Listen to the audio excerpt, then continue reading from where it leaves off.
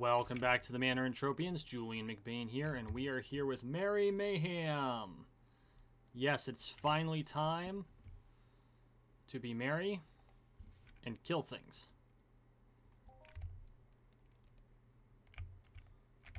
So, I'm happy to finally be back, although it occurs to me this gun is... Oh no, this gun's in okay shape. So, got a few things to talk about. Merry Mayhem is a time of reflection. Look back at the year, what we did well, what we didn't do well, what we're going to be doing going forward. But before we get started, if you're new to the channel, welcome to the Manor. Please take a moment and subscribe down below. We are on the road to 13 million subscribers, one subscription at a time, so make sure you subscribe. Also, please consider going to patreon.com/JulianMcBain if you want to support my work. If you do, you will receive copies of The Modern Entropian and Personal Finance for Gamers for becoming a member.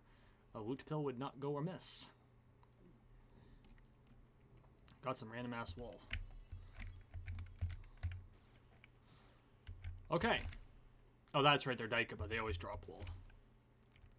It's the only Mayhem where you can get real loot, right? So, Merry Mayhem is the Mayhem I make every attempt to finish every year. It's easier to finish than Halloween Mayhem, which unfortunately I didn't get the chance to finish because they don't really give you enough time to do Halloween Mayhem, in my opinion. In the years I have played this game, I have failed to finish Halloween Mayhem twice. And it's because I run out of time. Halloween happens to be my busiest time of year. That's definitely part of it, and that's not the fault of Mindark. But I do feel that only giving us like 10 to 14 days. I don't even think they give you a full 14. I think it's like 10 or 12 days. Sorry about that. Hand bop the mic. Means that you have to spend like dedicated time to get Mayhem done, and you have a very short window to do it in, and it's just not possible. Even though it's one of my favorite Mayhems, I love the graveyard motif. I love the fact that you're fighting zombies. It's a fun Mayhem. It is. Unfortunately, I don't always have the opportunity to finish it. And this is another year where I fell short by like an hour, which kind of irritated me, but whatever. I wasn't really worried about placing. I was more worried about the skills and the loot boxes, which I have... I might be sitting on a rather large collection of from the last 3 Mayhems, maybe. Just maybe. Actually, I think all of these are hollow. Nope, summer. Yes, summer. I've got some summers left. Oh, when the hell did I buy classified strong boxes? That's right. When I bought keys the last time, I accidentally bought the boxes with the keys instead of just the keys. So there will be a time period where I actually drop the dosh to open all those freaking boxes. I'll have ammo for days.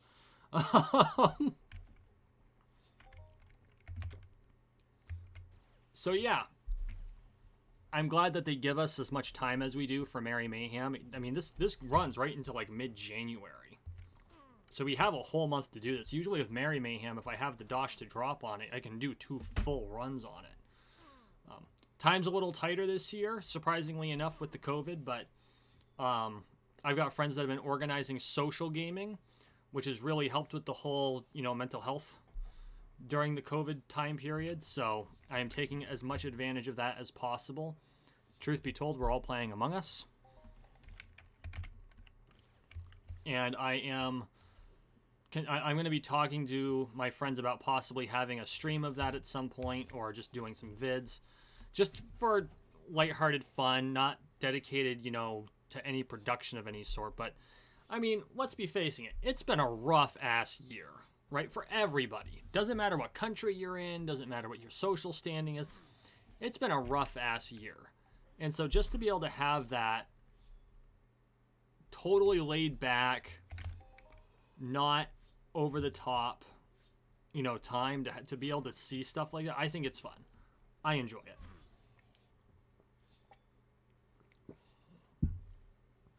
So...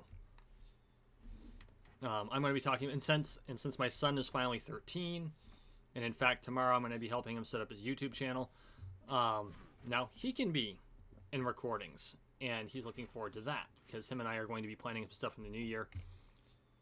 And that's the main purpose behind the production of this video is I'm going to be talking about what's coming in the new year, some of which I have alluded to or mentioned in the past, some of it I have not. So here's what the premise of the next year is going to be. Some things are going to be the same, right? New Year's Eve, I'm going to do what I did this year, or technically last year, I guess. I'm going to get on at 9 o'clock on Thursday evening, which is my normal stream time, and I am going to stream until the ball drops here on the East Coast. So I'm going to be streaming from 9 to midnight. Don't know exactly what I'll be doing. It'll be an Entropia universe. It's going to be Entropia universe, but I don't know if I'll be doing Mayhem or if I'm just going to be hunting. Haven't determined that yet. I could be doing drones for 3 hours for all I know. I have not determined that yet. But oh, holy shit, this is a 15-hour Mayhem. I forgot about that. But yeah, I'll be doing that 3-hour live stream. So be looking forward to that. That is on New Year's Eve. Or on New Year's Eve. New Year's Day is a Friday. I will be doing my normal stream on that day, which of course, unless I somehow manage to beat it in the next couple of weeks with all the DLC, not gonna friggin' happen, will be Fallout New Vegas, as it has been for a while. After Fallout New Vegas, I am thinking about doing Cyberpunk 2077. I wanted to do it. I've been looking forward to Cyberpunk. There's a couple of issues I have that make me really hesitant to do it. And here they are. I am the father of a teenager. My teenage son tends to watch my channel.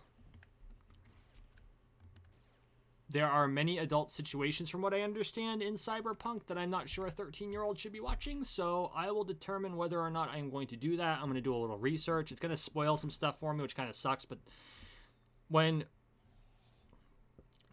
even if my channel is not meant for children, when you know that children are going to be watching, you have to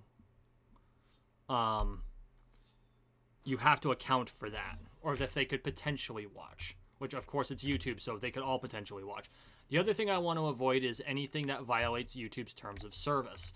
The problem with that is I have about no ability to do any sort of video alteration, which is what I would do in the event that like nudity pops up or anything of that nature. I'd fuzz it out, but I don't have that capability. So I'm going to have to read through YouTube's terms of service to make sure I don't violate their terms of service on accident. Speaking of which, the producers of Cyberpunk have already come out and said, hey, there's a glitch, we're working on it, but there's 2 points in our game where if you play it, you're going to end up with a DCMA strike, and unfortunately right at the moment there's nothing we can do about it. You're going to have to turn your music completely off, especially for those 2 sequences, which frankly kind of sucks, but it is what it is. And so I don't know how to account for that either. I'm going to see if they come out with a patch, which me finishing Fallout New Vegas will give me plenty of time for. The only downside to that is, of course, I can't play it when it's like 100% relevant. I mean, Cyberpunk's going to be relevant for a while. Please don't tell me I disconnected. Okay, good. But at the same time, and on the same token, it's not going to be as relevant by the time I get to it as it is right this second, because that's why everyone's playing, right? Everyone's playing because it's the brand new thing, and we've all been waiting for it with bated breath, myself included. I am not being sarcastic. I'm being sincere about that. I've been looking forward to this game for over a year. I think it's been over a year. Whenever they announced it. Like, they announced it, and all I could say is, yes, right? So I have been looking forward to this. But I'm going to have to do my due diligence and make sure it's something that I can play without causing any hassle. So that's the plan there. Other things that are going to happen, my son and I are going to do some joint videos. I don't know if those are going to be featured on his channel, my channel, or both. A lot of that's going to be stuff that I don't normally feature on my channel because it's me being a dad. So there's going to be Minecraft involved. There's going to be other games involved. Haven't really figured out what that's going to look like. Him and I need to discuss that. And again, this may not even be on my channel.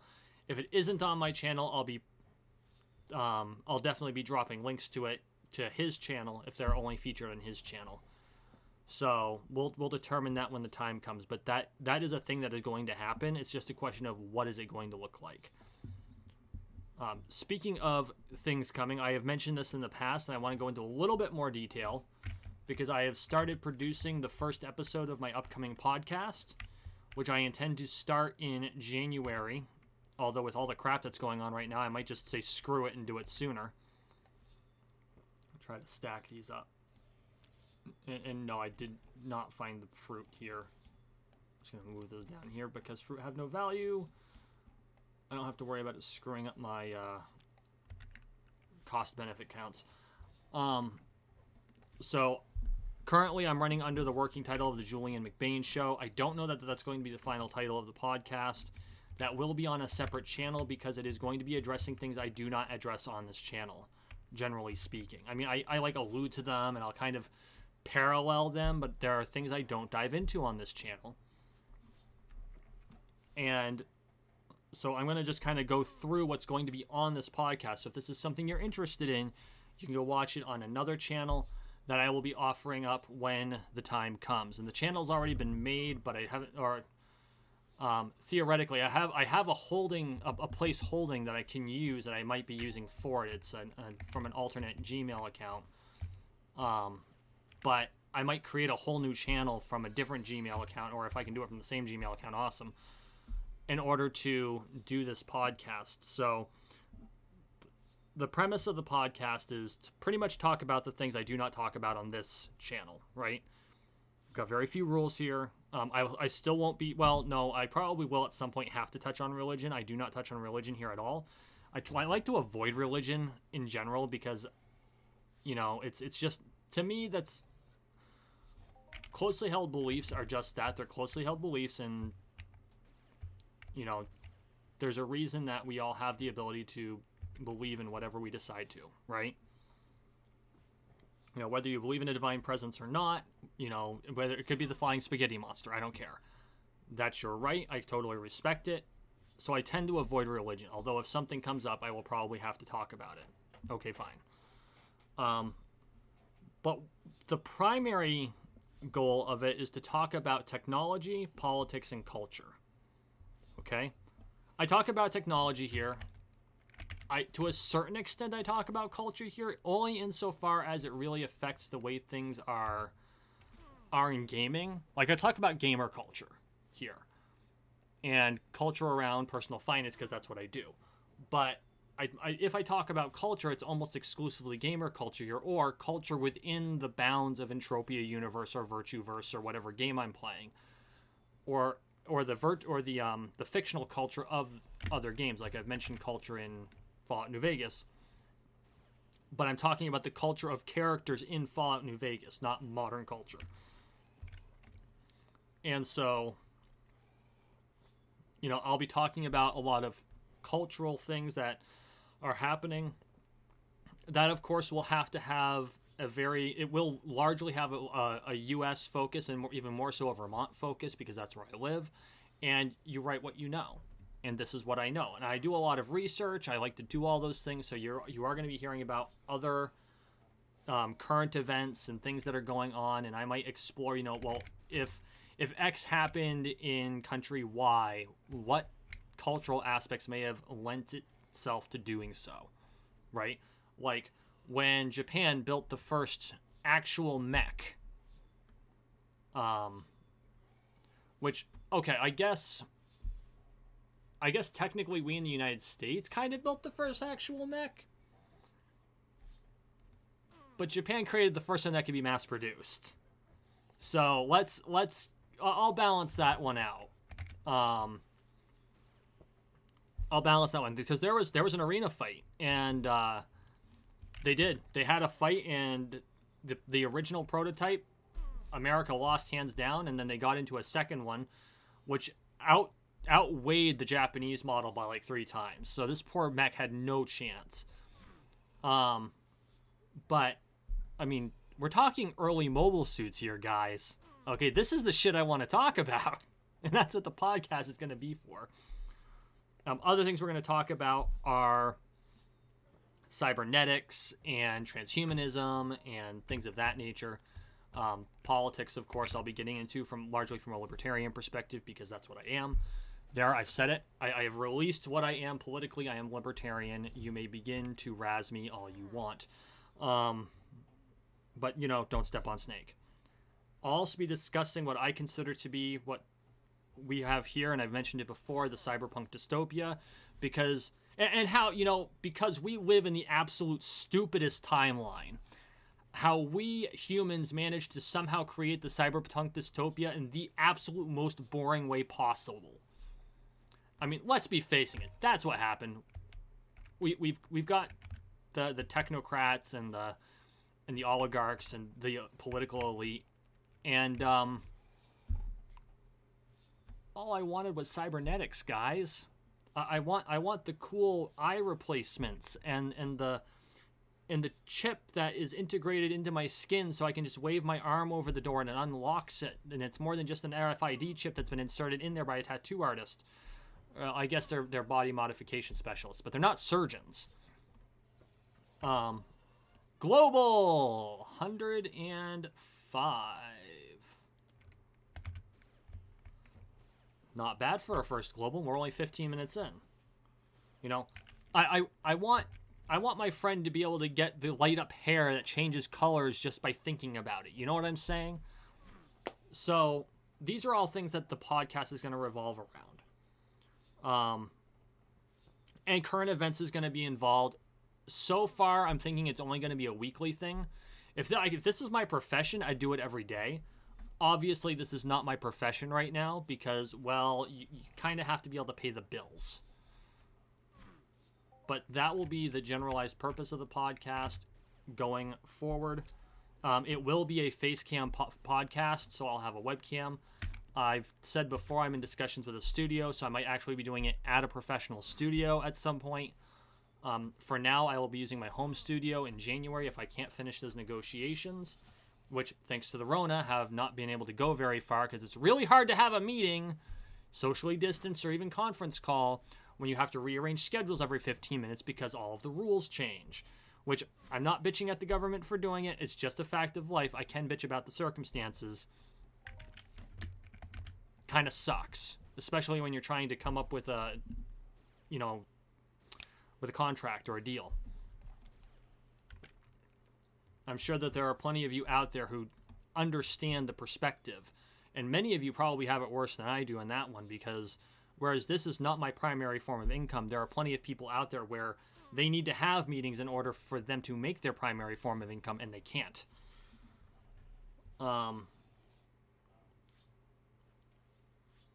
And then the only thing that's going to be really unique about that one is I will always be strapped.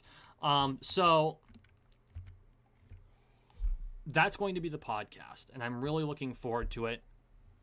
My buddy JD's been pushing me to start one outside of the gaming space. He's been in radio for 30 some odd years. He used to be a local DJ. Just an awesome person. So I'm going to be chatting with him about really how to put the mechanics, the nuts and bolts into it. And I'm looking forward to releasing that in January. I might put out a test bed before then, kind of like I'm producing the first episode that's just more of an introduction to the idea. And then it's gonna be like what I just went through, but far more full. And as an example, I'm gonna give you a small taste of what it's going to be like, because I've produced most of the first episode. And for those of you who don't know, production isn't what a lot of people think production is. Like, what I'm doing now is literally producing video, but this isn't the production part. This is the filming. This is the actual creation. Production is what you do beforehand, and that means it's the notes, it's the script if there is one. Like, I don't have a true script. I've got notes in front of me, right? I have a 3-subject notebook. I carry it to work with me every friggin' day in a briefcase, and I write, and I use it for work too, because I've part of what I do for my 9 to 5 is I do marketing. And so on our company Facebook page is a quote that happens every day. So I drop onto Brainy Quotes, and I draw up these quotes that are supposed to be insightful or inspirational or something to motivate our customers or the people who visit our Facebook page. And so the majority of what's in this notebook are quotes. As an example, here, let me just pull up a random one here. Of course, I managed to pull up the one page. This one, and this is also where I got all my quotes for the McBain Moments segments. We work to become, not to acquire, and that's Albert Hubbard. And this notebook is pretty much filled with it. I've got a whole nother notebook that's filled with it. I'm going to have to replace this notebook soon because of all the quotes that are in it. But I produced the majority of the first episode. I'm going to share just a piece of it with you because I had talked about Cyberpunk and how I feel we're in the Cyberpunk dystopia, and I've said it for a while. But part of that is I'm going to be defining Cyberpunk thusly. Okay? The definition of Cyberpunk, according to Google Dictionary, is a genre of science fiction set in the lawless subculture of an oppressive society dominated by computer technology. For the most part, that is extremely succinct and accurate. Or at least it was until it became real life. So, here is my definition of Cyberpunk in the context. And I honestly want your opinion on this. I want you to comment on this and give me your opinions.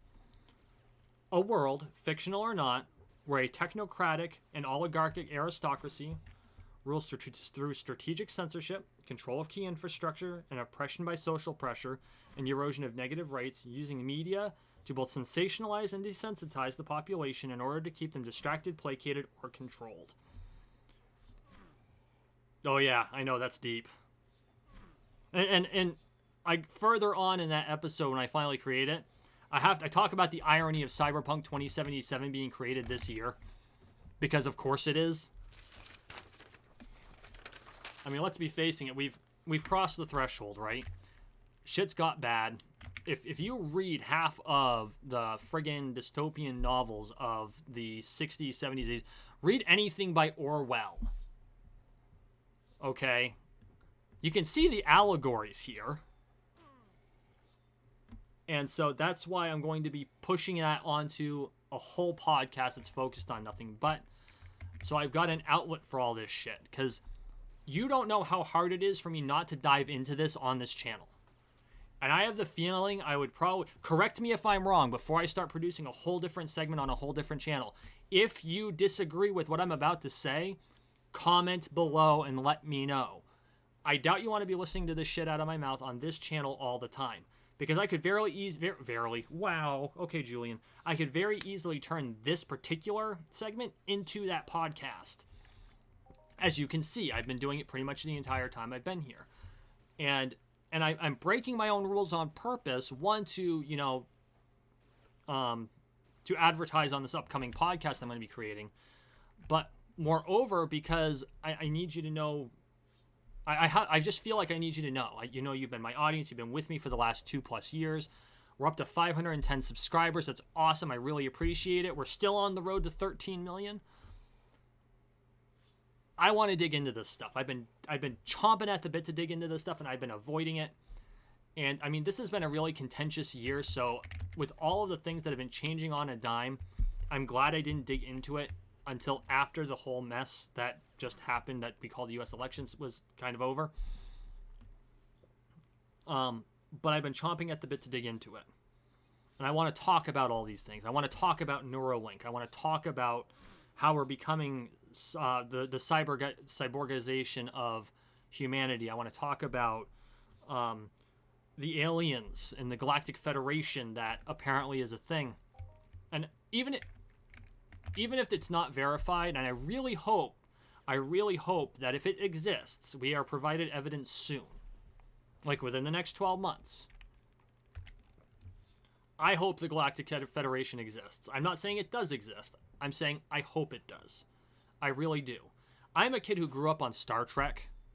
Like, I grew up on Star Trek. That was my thing. I love Star Trek. I was so obsessed with Star Trek, they actually had to ground me from it to break the cycle of me being too obsessed with it, okay? So it happens when you're a kid with OCD.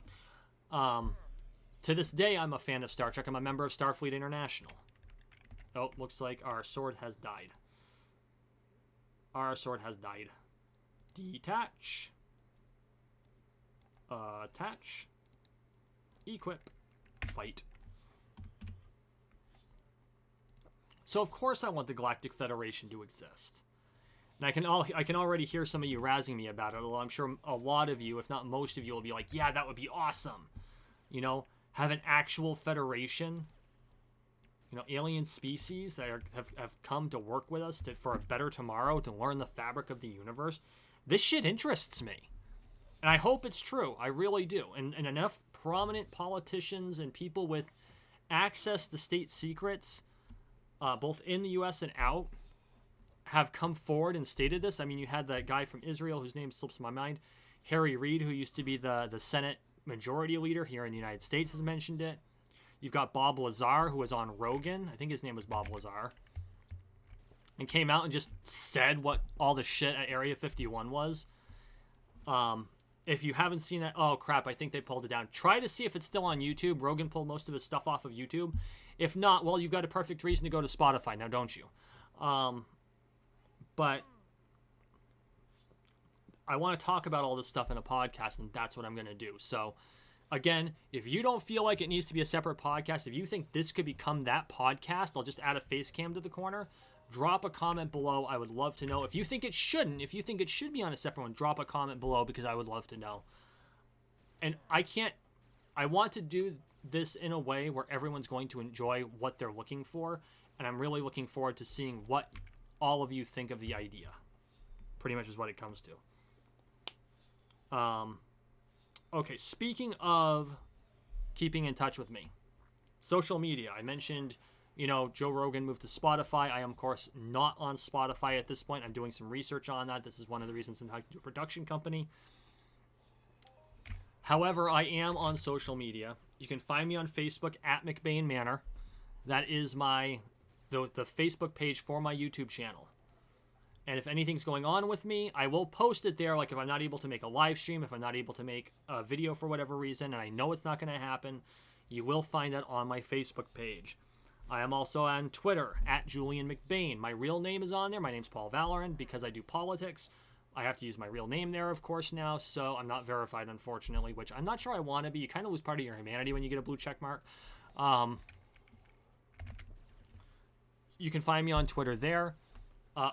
Please be warned, most of what I put on Twitter is libertarian shitposting. That's not entirely true, but there's a lot of it there, so you've been warned ahead of time.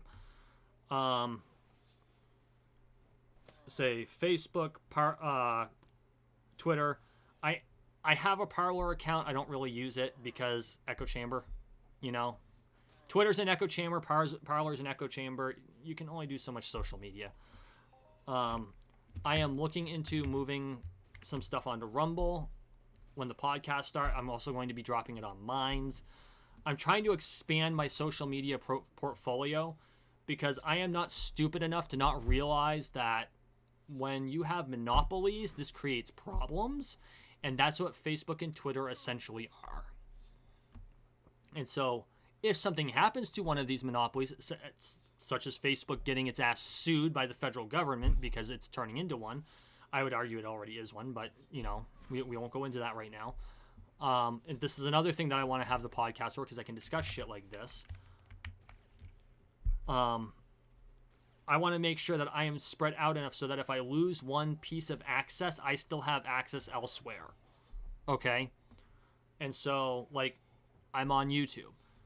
If Google gets broken up and YouTube collapses, which I don't think is going to happen, at least they won't collapse. Google could theoretically get broken up because of how big they've gotten. They could run into antitrust they have in Europe. But if for whatever reason YouTube were to collapse, I don't want to lose everything I've worked toward. And so I'm going to be spreading myself out a little bit, kind of diffusing out there so that I will always have some sort of a voice in the darkness. And yet somehow, even though I planned on a 1-hour video, I seem to have run out of production at the 30-minute mark. This is what happens when you produce 30-minute videos all the time. You set up for an hour-long video, you do all the production for an hour-long video, and somehow, some way, you still manage to kill it all off in half an hour. Which, I'm planning on the podcast being hour-long video episodes, so that's going to get interesting as hell. If I'm trying to figure out how the hell to produce an hour-long video, which, okay, I've done the live streams, and those are 2 hours long, but we're actively doing stuff, and I'm talking to folks. that might be part of how I do it, is just to do the podcast as a live stream. The problem is if I do that, that means I need to schedule a third day of live streaming, which might become a problem, especially when real life kicks back in whenever COVID decides to disappear. Which is going to be relatively soon, hopefully, with the number of vaccines that have come out. So I'm actually very optimistic that 2021 will be able to get our shit back together and actually do things. So yeah, that is pretty much the plan for the upcoming year. As I close out December, there are a few things that will be happening. As usual, we're going to be going through, like, one of the last shows I do every single year is I talk about goals.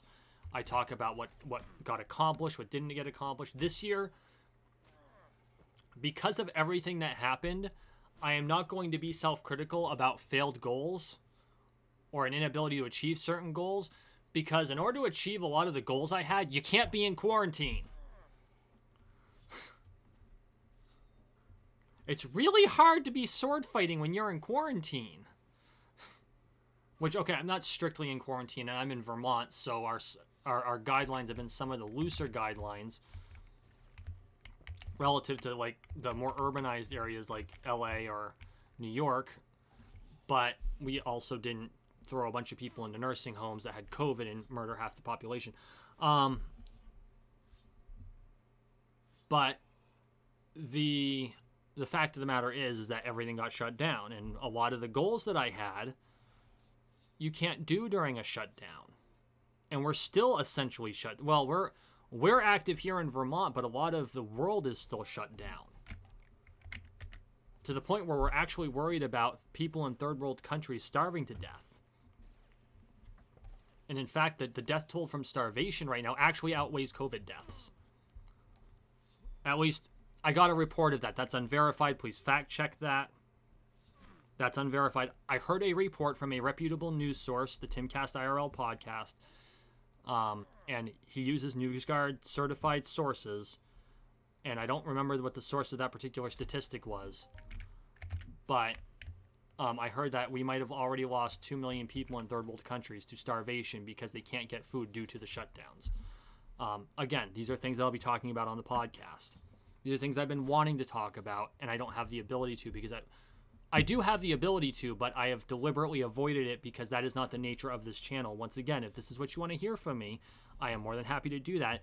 That's what this segment will become. This will become the purported Julian McBain show. Again, I don't know that that's going to be the final name for this particular segment, but largely speaking, that's what it'll become.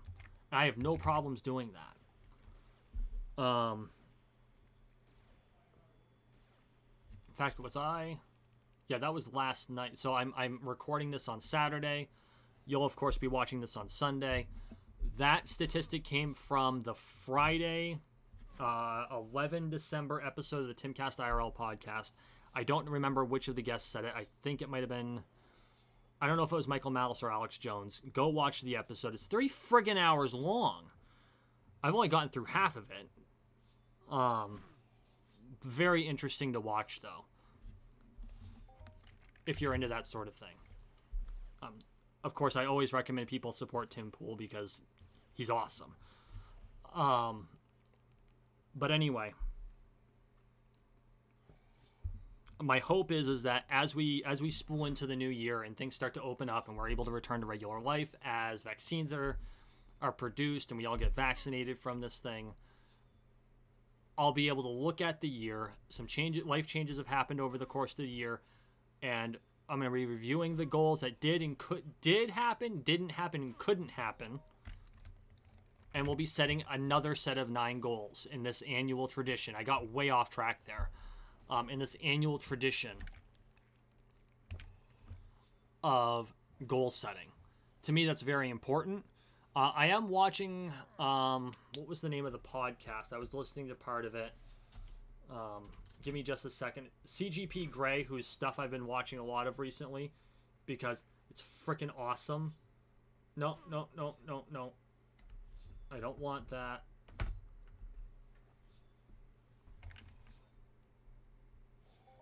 the Cortex Podcast. I was listening to an episode of the Cortex Podcast. I've gotten a little way through it.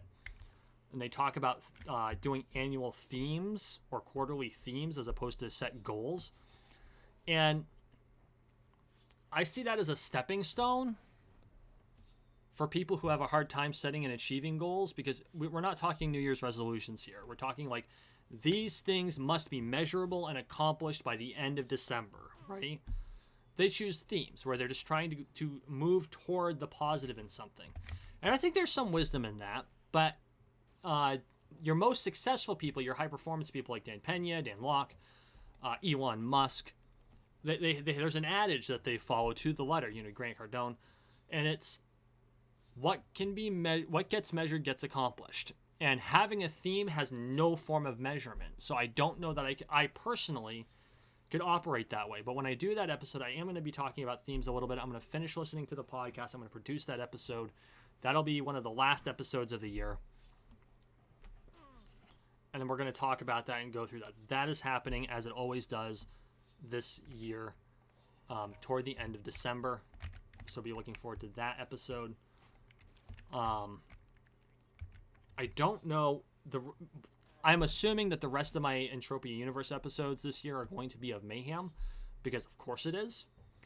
Once I'm done with Mayhem, once the new year pops around, once Mayhem's over, and I don't know if I'm going to be doing this on January 1, if I'm going to be doing it for my final, for my New Year's stream, or if it's going to be after Merry Mayhem is completely over. I have not made that decision yet. I'm either going back to Monria or I'm headed to Toulon. I'm leaning toward Toulon for a couple of reasons. Reason the first, after Monria took over Toulon, and however they did that, I don't know if it was an acquisition or a merger, or contracts were signed, I'm sure. There might have been some blood involved, I'm joking. But Cthulhu, so maybe not. So I want to go there. I want to see what they've done to the place, because I hear there's a lot of good stuff going on there. I hear that there's some real estate that's going to be coming out if it isn't out already. So I want to go there. I want to see they've just released the codex there. So I'm really anxious to get there and see what's up. And so that's where I'll be heading. I'll either be going to Toulon or I'll be going back to Monria. Have some fun there. And then once that'll be at least a couple of months that I'll be staying there. I stayed on Cyrene for several months, actually, pretty much from the end of Summer Mayhem all the way through now. I traveled back to Calypso earlier this week because I went to do some, a couple of evenings of sweating of the Panleons, which I've been doing. And I talked about how those higher level players decided they were going to close the newbie zone and not let anyone else play there. And I just got irritated and I left. So I stuck it out here waiting for Merry Mayhem to start. Killing drones, which I've actually done quite a bit of rank 9 movement. But when they're that low level, speaking of which, we should probably have our Merry Creatures challenge up. There it is. Let's track that sucker. I lost my train of thought there for a second. Oh, so that's why I came back earlier than originally intended. If I hadn't been doing Mayhem, I probably would have stuck it out on Cyrene and stayed there the rest of the year. I'm really glad I spent the time on Cyrene that I did. I feel like that even though I stuck a lot largely to the newbie zone this time around, I feel I got more out of it than I have in the past when I'm only spending a couple weeks there or a month. And so that's really my goal Entropia-wise for 2021, is spending more time on planet partner planets and a lot less time on Calypso, right? Of course, I'm going to have to come back to Calypso from time to time. You got to do supply runs. You got to visit. You got to look at some stuff. I want to challenge the War Chief's Sanctuary again. That's all going to happen. But realistically, I want to spend as little time on Calypso this year as possible. I want to go to Rocktropia at some point. That's probably going to happen in 2021. I've been putting it off. Well, you know what? It's finally time. I got to go visit the realm of Never Die, the parent president of the internet, or virtual reality, which I don't even know what that means. Finally, my leprechaun reached level 7, so I can take him on other planets. Yay! But I've never been to Entropia except to drop off players. So it's time to finally actually dive in and do the thing. You know what I'm saying? The only downside is that he has a whole bunch of copyrighted music. So if I want to listen to the music, other people are going to monetize my shit. And I'm not even eligible for it yet. So I've got to make a decision on that as well. So yeah. That's really the plan for the coming year on the channel. And again, whether the podcast is here or on another channel, please let me know what you prefer. Seriously, I need your input. Because I just as soon turn this into a podcast, but if that's not what y'all are interested in, I don't want to scare you all away. Because you've been with me since the beginning. A lot of you have been with me since the beginning. My channel is growing. I don't want to sacrifice that. I don't want to overturn the entire audience. And I know that happens, but that doesn't mean that's what I want to happen, because I feel that we've built a good community here. And so I want to know from your perspective what you're looking forward to. So please comment below. You know, do we do the podcast here? Do I move it to another channel? Do it a little bit different? And that's how we'll operate. I want that input. If I get no input, well, then I'll flip a goddamn coin. As always, all of my material is rated SC, which Rusty Deweese, the logger, a Vermont comedian, calls some cussin'. So I'm borrowing that from him, of which I don't know Russ personally, but I know his friends, and they're like, yeah, he wouldn't care. So yeah, that's how we will go with that. And we are coming up to the last 20 minutes or so of this round of Mayhem. My hope is I can actually manage to get the guy to pop before we hit the turn of the hour. To me, that's the most important thing. The faster you can kill mobs, of course, the faster you can get the bosses. The downside is when you can't, you end up losing a lot of ground. And ultimately, I noticed at the end of being able to do category 3, I was able to spawn the boss about once every 45 minutes or so. It was between 45 and 50. So I know that as I get closer to that mark, it'll be waiting for me to move up to Mayhem 5, which, holy shit. You know what I'm saying? On the bright side, my evade's high enough that, of course, as soon as I say that, I got smacked. With my evade as high as it is, it really helps. The, what's the word I'm looking for here? The amp that I have on the sword helps that. The ring I have helps that. I'm not popping any pills for evade yet. I don't know that I have any evade pills on me. Oh, not on me. I might have them in the... What the hell is this? Oh. A Jolly Tesla Claus.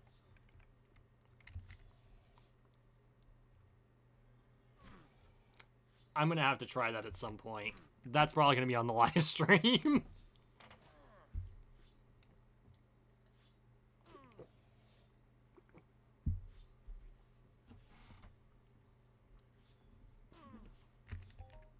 Speaking of which, let's move up here a little bit.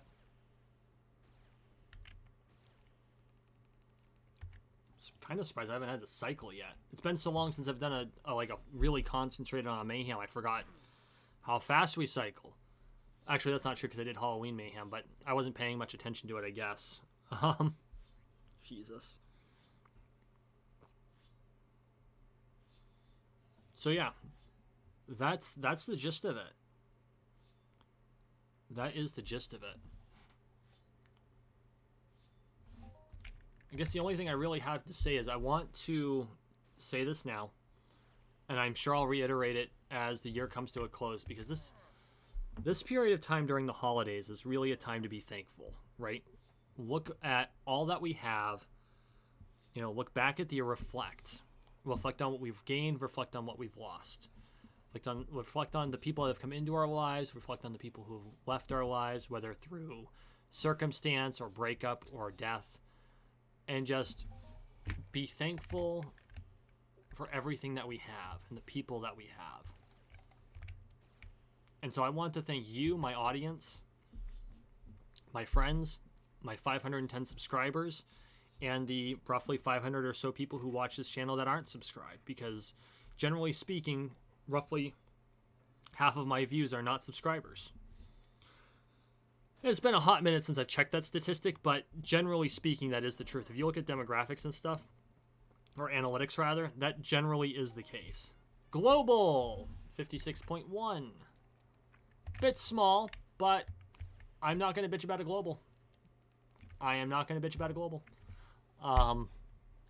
15 pet global, awesome. 50 pet global, awesome. But I do want to thank you all. You know, for those who have stuck with me since the beginning, from Red Kryptonite, who was my first patron, to all of my patrons now, Jay Lambertson and Spectrum 3600. Or is it 3900? Which one is it? 3600. I was right the first time. I should never second guess myself. To just all of you who watch my stuff and put up with my ass, I really appreciate all of you. And I'm looking forward to the coming year. I'm looking forward to what we're going to have here in Entropia Universe and in Fallout.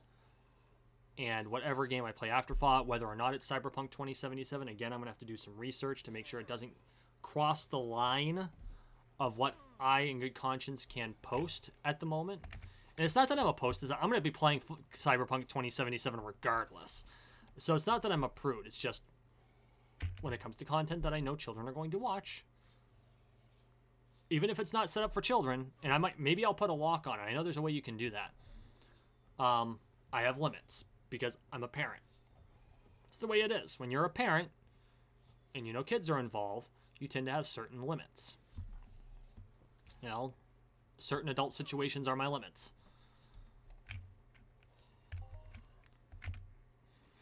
So, but again, I might just say fuck it and do it anyway, and that'll be what it is. You know, what will be is will be. Other games I want to do in the upcoming year, depending on how much we have time for live streams. I'm going to get a hold of a controller because my last one got destroyed by an accident. My son spilled soda on it. Global 108.85. Thank you, Mindark. 3 globals. I love it when a video has multiple globals. I'm going to be looking at doing some older games like Remember Me, which unfortunately will not be blind because I watched Christopher Odd's playthrough. Go check out his channel. He's pretty friggin' cool. You know, I've been watching his channel since 2012. I don't watch him as much as I used to anymore, unfortunately, because I've just got so much shit going on. But go check him out. He's an awesome YouTuber. He's also on Twitch. He's a pro now. He went pro like 2 years ago. I watched his first pro, like when he quit his job, his quote-unquote job, to become a full-time streamer. I watched the last stream before that happened and the first stream after it happened. It was awesome. That's the potential when you can build an audience. And he did it from the ground up. He worked hard. He ground. I think I was one of his first 2,000 subscribers. Maybe it was 3. Because, no, you know what? It was over 5, but less than 10. Because I started watching his stuff when I started working at the bank in North Dakota. And that was in global number 4, 5297. Holy shit. Thank you, Mindark. Oh my god.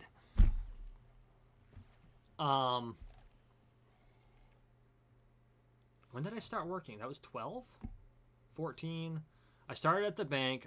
It was 2 years after I started at the bank, so it was 2014 is when I started watching him. I want to say it was somewhere between 5 and 10,000 subs at the time that he had. Now he's got like 500,000. But yeah, he's that good. So go watch his channel after you're done watching my channel. Cool shit. Also, make sure you watch some of my friends like Scotty C93, Serial Overdrive, the Boss Man himself, Lore Spade, y'all know him. Raven Jade, you know her. She's still producing some stuff. She doesn't put it out frequently anymore, at least not that I've seen, although admittedly my notifications don't always pop up, so she might be putting out daily and it's just not telling me. Go subscribe to all of them if you're not already. If you're watching this, you probably are, but if you're new to Entropia Universe, those are the names to follow. Those are the names to follow, so make sure you go subscribe to their channels. Where is the boss? I mean, alternatively, if Minarch wants to drop global number 5 on me, I certainly won't bitch. But, wow.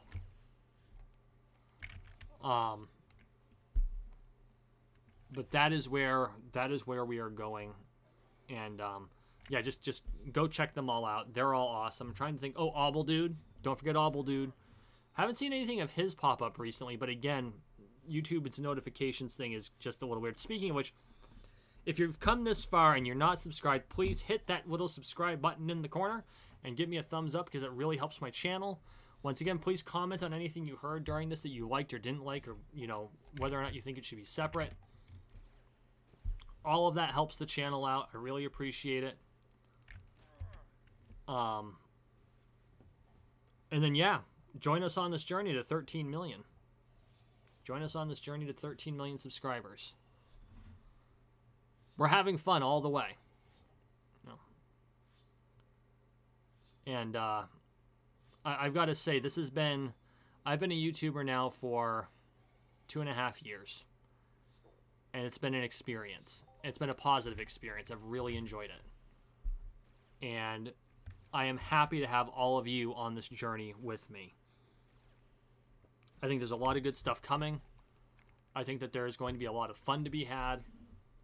So I'm hoping that you all join me if you're not already a member or a subscriber. Also, make sure you check out all the social media. Like I said before, I'm on Twitter at Julian McBain, Parler at Julian McBain. McBain Manor on Facebook. I'm also on Minds at Julian McBain. And I have a Rumble, but there's nothing on it. And for those of you who don't know, Rumble is an alternative video site like YouTube. And they're building themselves up. And so what I'm trying to do is by having I'm planning on posting content on there at no later than the new year. It'll probably be the same content, the pre-cooked content I put on here. They're also looking at doing live streaming, but the reason I want to do that is because, in my opinion, having competition will make YouTube better. And I mean that. Because YouTube has its rules, and they're a very set of rules, and that's fine, right? But by having competition, it means that YouTube has to look at its user base and listen to the user base. When you're a monopoly, you don't have to do that. But with Rumble coming out, they're competing with YouTube, or they're potentially competing with YouTube. It's going to force YouTube to actually do something. Locals is the same thing. I've got a local set up. I'm not using it right now. I haven't decided whether I want to use it or not. If I do, it'll probably replace my Patreon at some point, but we're not that far yet. There's a lot of logistics that go into locals that I'm figuring out. It's a very new platform. These are all things that I'm going to be exploring in 2021. I might even start doing some Facebook live streams just for the sake of doing them on a separate platform, even though Facebook is pretty much the evil empire, more so as much the evil empire as Google is. The evil corporation. The corporation. The irony being that I wrote a book where the main characters were members of the corporation. That was literally the name of the company, the corporation, and it was benevolent. Yes, benevolent, and it was a whole ANCAP society for those of you who are familiar with the term. And it was a fun thing to do, and then I come in, I realize that Megacorps are close to it. Unfortunately, the way Megacorps worked out are as much less like the Dead World series and a lot more like Shadowrun. Which is unfortunate, but we all saw it coming. I mean, Shadowrun has been out there forever. You have Neuromancer, which pretty much predicted all this shit. Orwell predicted a lot of this, although he didn't have all of the technological precognition that your Cyberpunk authors had. Cyberpunk 2077 just came out in what is probably the most ironic video game release of the century. And we have a whole lot of century to go yet. Certainly the most ironic one of my lifetime. Although, to be fair, we didn't have very much technology to make ironic releases most of my life. How do you make Space Invaders ironic? You don't.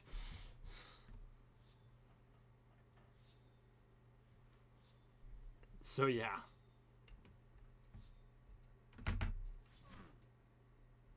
Okay. Jesus Christ, I hope the boss pops up before the turn of the hour. Not that I'm bitch too much. I've got, like, 200 ped extra in frickin' Shrap than I started with. Holy buckets. Which will help me offset all the frickin' armor costs. Because I do. I prefer not to. But because of the way the system works, what I will probably do in order to fund this is I will buy keys. Open some of the leftover strong boxes I've got. All 13 million of them. And then I will use excess Shrap to pay for some of my repairs, which is, again, not my preference at all. But, you know, the words needs is as needs must sometime.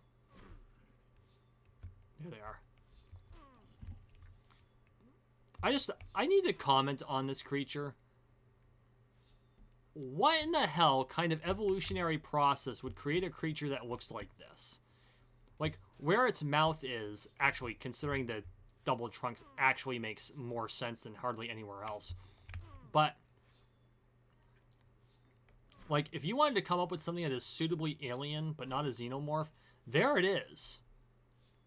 It's like a mix between an elephant and a giraffe and a xenomorph and something out of just a horror show. And just, the mouth is on the chest saying, "Feed me, Seymour." So was the guy who designed this doing shrooms? I mean, like, no shade if he was. I could totally believe it. Because this looks like it's something that came out of a psychedelic nightmare. It really does. And then they're like, no, the fur can't be purple. We got to make it brown. We'll make the eyes purple. Oh, okay, that'll work. But, like, even the shining eyes, and they did a really good job with this creature's eyes. Look at those. So, okay, I'm going to quit ranting at you. Thank you for watching. Thank you for listening. Please like, share, and subscribe down below. We are on the road to 13 million subscribers, one subscription at a time, so make sure you subscribe. As always, everyone, I really appreciate the support. Thank you so much if you've made it this far, and we'll see you in the next one.